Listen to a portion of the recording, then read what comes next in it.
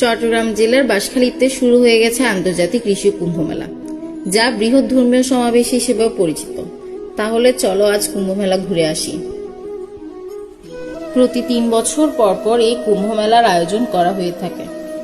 দেশের বিভিন্ন প্রান্ত থেকে এবং দেশ বিদেশ থেকে অনেক সাধু সন্ন্যাসী এবং পুণ্যার্থীদের এই মেলায় সমবেত হন। শ্রীমৎ স্বামী অদ্বৈতানন্দ পুরী মহারাজ কুম্ভ স্নান ও ধর্মীয় আচারকে কেন্দ্র করে এই মেলার প্রচলন করেছিলেন।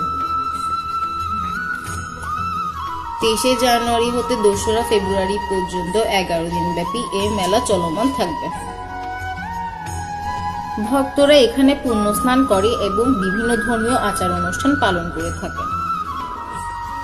এটি মূলত ধর্মীয় চেতনাকে জাগ্রত করে ও সাধনার আদর্শ প্রচার করে থাকে।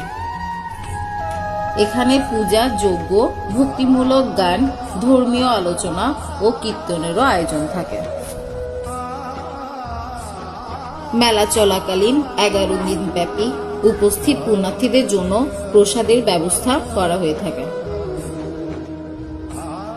প্রসাদ নিতে যাওয়ার সময় এই কাঁঠাল গাছে আমি আর মা গাছ ভর্তি কাঁঠালের মুচি দেখতে পেলাম। প্রসাদ নিতে গিয়ে দেখি অসংখ্য পুণ্যার্থীরা প্রসাদ পাওয়ার আশায় অপেক্ষা করছে। আমরাও প্রসাদ গ্রহণ করলাম। এই গাছটি কারা চিনেন কমেন্ট বক্সে জানিয়ে দিন। প্রসাদ পাওয়ার পর আমরা মেলা ঘুরতে বেরিয়ে পড়লাম। মেলায় ছিল অসংখ্য পুণ্যার্থীদের ভিড়। মেলায় ছিল হরেক রকমের দোকান, হস্তশিল্প, খেলনা, খাবারের দোকান ও ধর্মীয় সামগ্রীর দোকানও বসেছিল। এমনকি ব্লাউজের দোকান সহ ছিল। সাথে বাংলা ঢোলের দোকানও আমরা দেখতে পেয়েছিলাম।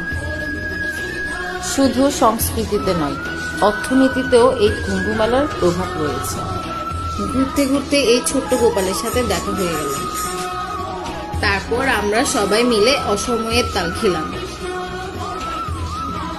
আমরা হাওয়াই মিঠাইও খেলাম।